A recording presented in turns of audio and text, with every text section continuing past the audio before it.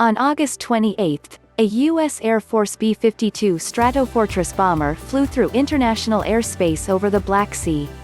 Russian Air Force Su-27 fighters rose to meet the B-52, zooming so close to the lumbering bomber that the fighter's twin afterburners rattled the American crew. American officials objected to the unnecessary harassment of their bomber. But the joke was on the Russians. For the B-52 was merely bait in an elaborate, and ongoing, intelligence trap. Look closely at the transponders in the air at the time of the August 28 intercept. While the Su-27s were needling the Stratofortress, two 4-engine RC-135V Rivet Joint electronic intelligence planes, which the US and UK Air Forces used to surveil enemy air defenses, were loitering nearby, presumably scooping up all kinds of useful data on Russian sensors and communications. Exactly a week later, the Americans and their friends did it again. Today at least one B-52 flew through Ukraine and skirted the edge of the Black Sea just miles from Russian forces on the Crimean Peninsula. Two other B-52s were exercising over Ukraine around the same time, according to U.S. European Command. It's unclear whether all three flew the same track near Crimea.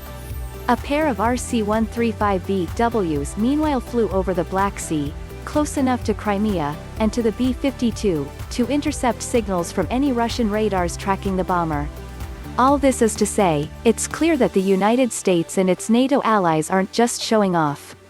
The Stratofortress-Rivet Joint missions are helping the alliance to gather strategic intelligence on Moscow's forces in and around Crimea. In wartime, this information could help planners determine how to suppress or destroy Russian air defenses in the region. Of course, the intelligence gambit also represents an opportunity for the Russians.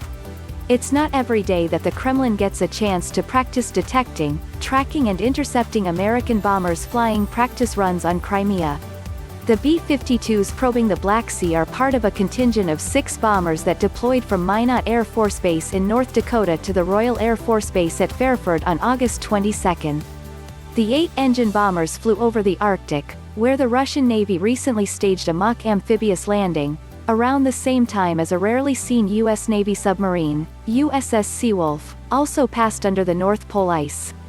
6 days later on August 28, 4 of the bombers at Fairford plus 2 more in the United States flew over all 30 NATO countries in a single day. 2 bombers took off from Minot and flew north into Canada. Of the United Kingdom-based B-52s, 1 flew over NATO's Nordic members. Another headed across the Baltic region. A third flew west to cross over Portugal and Spain. A dizzying array of alliance fighters joined up with the bombers. The 4th B-52, call sign, NATO-001, headed for the Black Sea, which since the Russian invasion of Ukraine in 2014 steadily has become more dangerous.